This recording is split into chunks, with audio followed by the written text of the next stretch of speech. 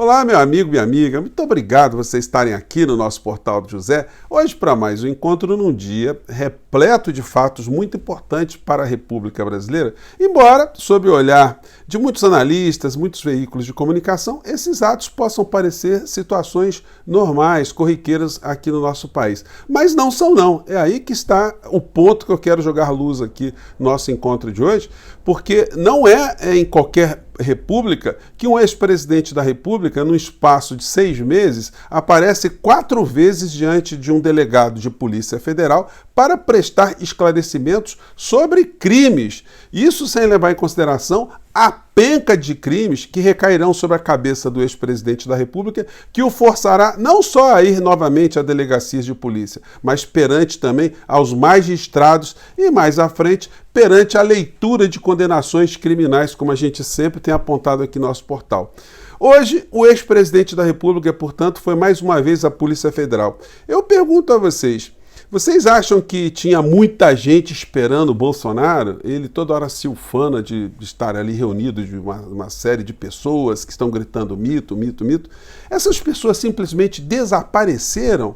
Que fenômeno é esse que acontece aqui em relação ao entorno do ex-presidente da República? Bom, estão acontecendo outras situações também que eu irei comentar aqui com vocês, mas antes de mais nada, é muito importante convidar você que está chegando agora ao nosso portal, não nos conhecia, para que você se inscreva aqui conosco. Já somos 804 mil pessoas inscritas aqui no nosso portal, isso é muito bacana, portanto você aqui é muito bem-vindo. E aquele protocolo de sempre, né? Assista os nossos outros vídeos, se você gostar, compartilhe. Não esqueça de dar o seu joinha, o seu comentário e de vir participar dos nossos chats, que todos os dias eu abro aqui entre 5 horas e 5 e meia, e se puder, se inscreva também no nosso clube de membros, que é uma ferramenta adicional que você tem colocada aqui pelo YouTube para você prestigiar, você estar mais parceiro do seu canal predileto, tá bom? Então vamos seguir em frente.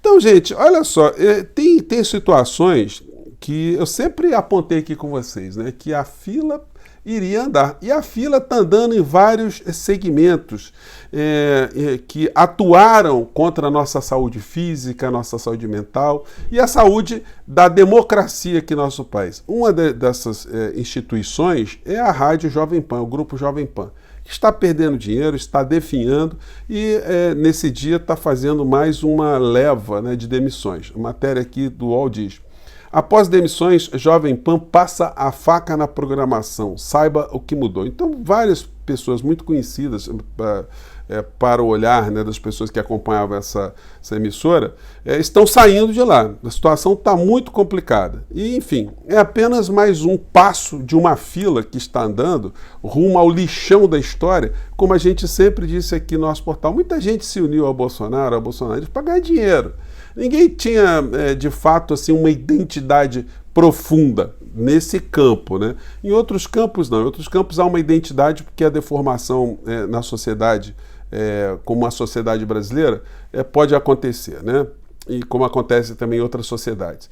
E o ex-presidente da República, que não está conseguindo arregimentar ninguém para ir nesse tipo de encontro dele com o delegado de Polícia Federal lá em Brasília, também está se fazendo de morto. Não emitiu nenhum comentário sobre a participação ou não participação do Coronel Cid, o seu braço direito. Não disse nada. E é impressionante que a imprensa também não vai atrás, né?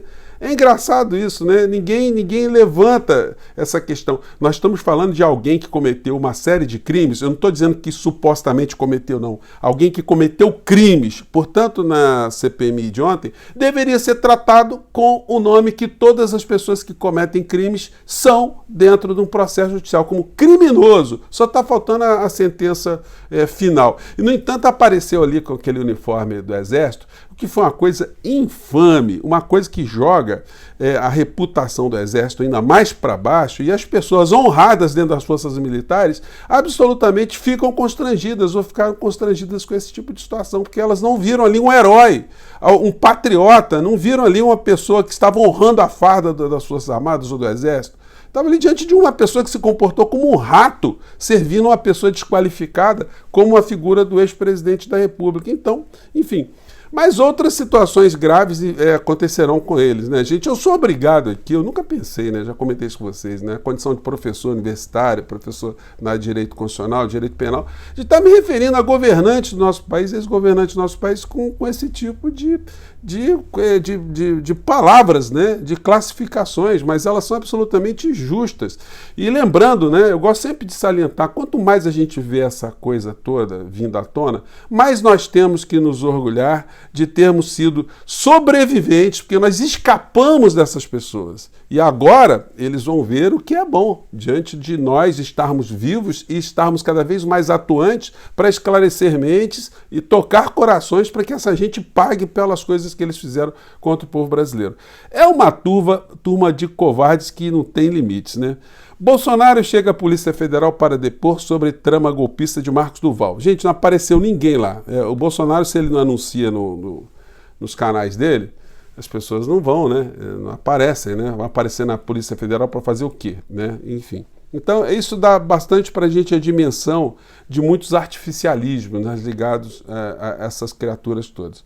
Em mensagens apreendidas pela Polícia Federal, Marcos Duval reafirma a participação de Bolsonaro em trama golpista. Então, o Marcos Duval é uma dessas figuras que vieram das catacumbas, né, do ostracismo, para a política aqui do nosso país, uma figura que se apresenta como alguém ligado à SWAT, com aqueles comportamentos que ele teve na CPMI, na CPI da Covid, da pandemia, enfim, figura absolutamente desclassificada. E uma figura dessa reunida com Daniel Silveira e Bolsonaro. Por que o Bolsonaro, se ele tivesse um pingo de hombridade, por que ele não chamou logo a polícia para prender os dois ali em flagrantes? Ou pelo menos materializar, formatar, né, uma denúncia contra as figuras que estariam conspirando contra a República. São essas questões que ele vai ter que responder lá perante o delegado da Polícia Federal, porque ele pode estar em curso também num crime de prevaricação, né? Então, o inelegível, agora na manchete aqui do Estadão, está escrito: inelegível, Bolsonaro volta à Polícia Federal pela quarta vez, agora para depor sobre trama com Marcos Duval. Gente, esse Marcos Duval é a figura bizarra, como eu tenho falado aqui para vocês, né? Duval detona Bolsonaro em mensagens, mostra relatório da Polícia Federal. Gente, não é à toa que ele está internado, né? E aí você vai vendo a briga dentro do manicômio, porque o que acontece é o seguinte: coisa de maluco, disse Bolsonaro a senador que planejava gravar Alexandre de Moraes. Então, Bolsonaro chamando alguém de maluco, isso denota muito o caráter do maluco que estava conversando com Bolsonaro e do maluco que estava dizendo que o maluco era maluco, né? E a falta de caráter do Bolsonaro é uma coisa tão recorrente que ele vai fazendo isso. Quando alguém é flagrado numa situação criminosa, uma situação imoral, enfim, ele chega e diz que não tem nada com a pessoa, né? Como aquele cidadão que está preso, aquele que trocou mensagens com o Cid, e que também teve um cartão de vacinação alterado, né, para aparecer como vacinado, e quando isso não tinha ocorrido. Bolsonaro disse que ele é uma pessoa que não tem importância nenhuma, é um pobre coitado, chamou o cidadão de pobre coitado. Preso por fraude, foi chamado de segundo irmão por Bolsonaro e acompanhou o presidente em votação. Essa criatura aqui que está com o Bolsonaro chamou de pobre coitado, né? É o caráter do Bolsonaro, né, gente? E a gente vai colecionando uma série de situações, vai catalogando. Bolsonaro sobre Roberto Jefferson. Não tem foto dele comigo. Quando o Roberto Jefferson atirou granada, deu tiro em policiais, o Bolsonaro negando. É como as coisas que ele andou negando para cima e para baixo. Então, gente, não foi pouca coisa você, eu, milhões de brasileiros, temos sobrevivido para a desgraça dessas pessoas, porque para eles, né, era muito melhor que nós tivéssemos morrido, mas nós não morremos. E agora nós vamos cada vez mais jogar as nossas energias para cobrar responsabilidades, né? E aí a gente dá uma volta e ver qual foi a percepção que o governo teve dessa patifaria toda aí. O governo que eu me refiro especificamente, o presidente Lula. Aqui matéria fresquinha dessa quarta-feira. Lula se irrita com o uso de farda por Cid na CPI do 8 de janeiro. Presidente manifestou descontentamento a integrantes do governo, já que ex-auxiliar de Jair Bolsonaro é investigado por diversos crimes civis. Gente, qual a explicação para ele ter ido de farda? Não existe uma explicação racional. Não existe nenhum tipo de justificativa. Isso foi uma patifaria. E aí quem determinou? O alto comando disse que ele tinha que ir farda. Tem que dar o nome aos bois. Quem foi que deu essa ordem? Quem foi o sujeito que deu essa ordem? O Cid estava representando o exército brasileiro? Na percepção de quem deu essa ordem, é isso que estava acontecendo? Era o exército brasileiro que estava sentado ali naquele banco para ser interpelado? Então essa pessoa precisa ser cobrada também, né? Esse militar precisa ser cobrado. E o ministro também da Defesa, né? Que não está dando uma bola dentro, desde quando ele foi indicado para Lula para ser o ministro da Defesa, né? Esse não entra em conta, né, quando se fala em substituição no Ministério de Lula, o nome de Múcio não é lembrado. Eu acho que ele seria uma pessoa, né, para ser substituída, certamente em função do desserviço que ele tem prestado à democracia do nosso país, porque é um passador de pano para todo tipo de banditismo que está acontecendo ainda envolvendo os remanescentes do governo Bolsonaro. Bom, Gilmar manda desarquivar a investigação sobre omissão e irregularidades da gestão Bolsonaro na pandemia. Como disse para vocês, esse é apenas mais um capítulo de outras tantas coisas que se darão ainda em relação a crimes que serão investigados contra Bolsonaro ou que serão apontados para que Bolsonaro responda. Eu disse para vocês da troca de Múcio, né? Uma coisa preocupante que está tendo nessas discussões de mudança de ministério para se ter uma base no governo Lula é a entrega do Ministério de Desenvolvimento Social, que está ali nas mãos de Wellington Dias, ex-governador do Piauí, para o Centrão. Gente, é o fim do mundo.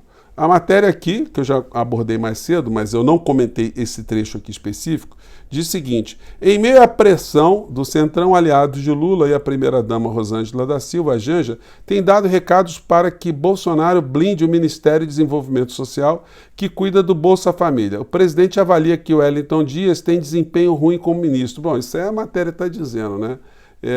Será que Lula acha que o Wellington Dias, que foi o governador que mais deu votos para Lula no Piauí, no Nordeste, que ele não entende do assunto Bolsa Família, um estado que teve ali uma capilaridade desse programa de uma forma espetacular e mais, né? Que já tem feito levantamentos de muitas fraudes e tem cortado o benefício de muito vigarista que embarcou nessa história. Então eu acho meio estranho o UOL e a Folha terem colocado isso. Diz aqui, mas tem resistido a ceder a pasta responsável pela principal vitrine social do PT. E não pode, gente, de jeito nenhum fazer uma entrega dessa que seria, de fato, o desmonte, né, de uma área fundamental do governo Lula que deve servir como bastante referência para politizar a sociedade. Para finalizar ainda aqui do Marcos Duval, o personagem, tinha me esquecido, ele também ficou muito reconhecido como uma pessoa, né, com um comportamento, além de tantos comportamentos políticos ruins, mas um comportamento moral, no mínimo inusitado, né, observando os órgãos genitais de outras pessoas, como no caso do ministro Flávio Dino. Ele publicou, se você não se lembra disso, né, uma fotografia no tweet dele, comparando, né, ele de sunga e o Flávio Dino, quando era mais jovem, de sunga também. E o título da matéria diz: Duval publica foto de sunga e provoca Dino, cada um usa a arma que tem. Gente, aí coloca aqui a foto dos dois. Gente, é um negócio pavoroso, né?